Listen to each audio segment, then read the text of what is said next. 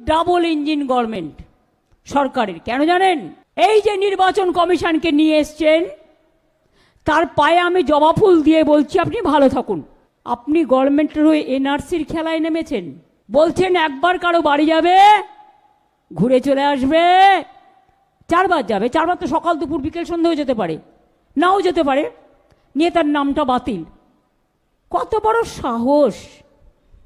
স্বাধীনতা আন্দোলনে ছিল না, জাগরণে ছিল না, গণতন্ত্রে ছিল না, শুধু একজন দেশের মন্ত্রীর, তিনি কোঅপারেশন ডিপার্টমেন্টের প্রিন্সিপাল সেক্রেটারি ছিলেন।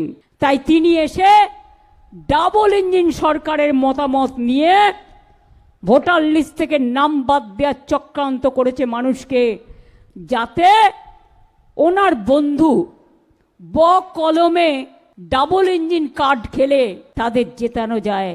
আমরা বলি শূন্য থেকে মহাশূন্যে যাবে, এ ভুল করতে যেও না।